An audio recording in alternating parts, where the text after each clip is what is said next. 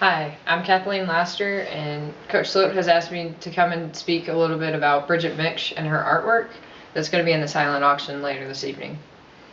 I first met Bridget in August 2004 at Holy Family Catholic School. We were both 7th graders, and this was right after her family had moved up to Austin from the Victoria area.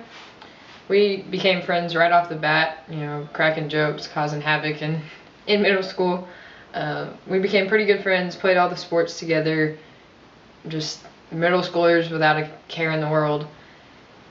That all changed on August 6, 2006, when Bridget was diagnosed with an inoperable cancerous brain tumor. The doctors initially only gave her about 2 weeks to 2 months to live, and she initially said that there was no way. She was like, I'm not going down without a fight, and she made it. She made it almost 6 years to the day. She ended up passing away this August of 2012, but she never quit fighting. And so I wanted to talk to you a little bit first about her perseverance and what that meant to her. I remember our freshman year in high school, about 3 months after she was diagnosed, as she always said, she was already living on borrowed time. We had gone out and we were shopping with my mom, and my mom didn't hold the door open all the way, and it accidentally bumped Bridget in the right arm. And my mom said, "Oh, honey, I'm so sorry. Are you okay?" And Bridget said, she goes, "Oh yeah, I'm fine. I can't feel that arm anyways. It's partially paralyzed."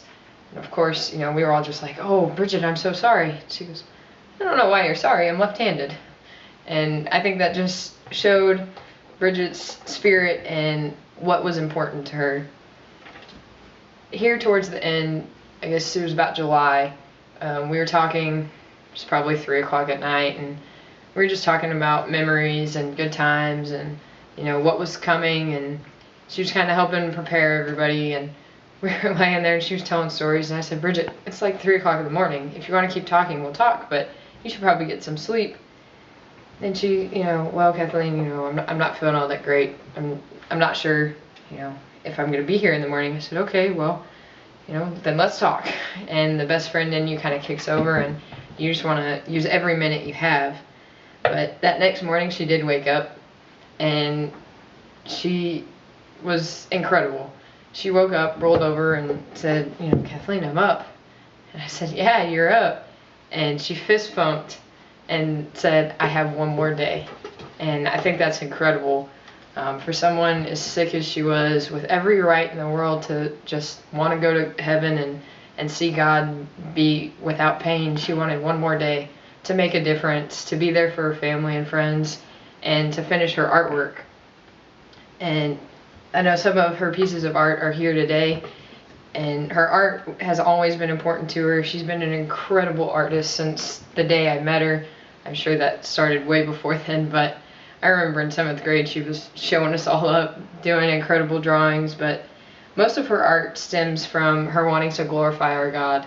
So most of her pieces have a religious background, if not all of them, and she's done some incredible pieces of the Blessed Mother and of the Blessed Mother holding Jesus as a baby.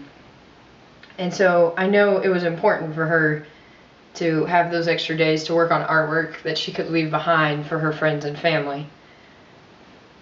I know she never intended for her artwork to be sold. She never thought that that would be possible, but I'm confident that she's excited about this opportunity because it gives back to the Catholic education.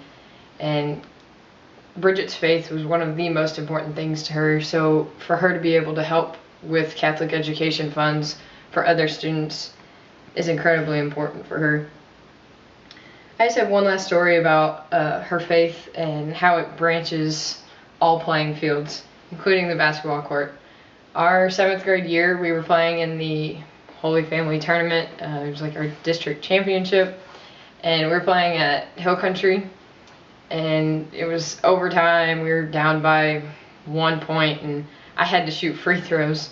And for anyone who knows me playing sports, basketball wasn't my thing, and neither were free throws. So, I made the free throw, and I look over, and I see Bridget holding hands with her teammates, and she's praying, and she's, mumbling something. I can see her mouth moving. Miraculously, I made the free throws. We won the game. Afterwards, I asked Bridget, I said, "Bridget, what were you saying? She was, well, I was praying to St. Jude, patron saint of lost causes. And she was incredible. She was right. I mean, 100% right. My free throws were a lost cause, but I think that hit me that no matter what we were doing, there's something to pray about. And there's something to realize that you have support and you're not alone.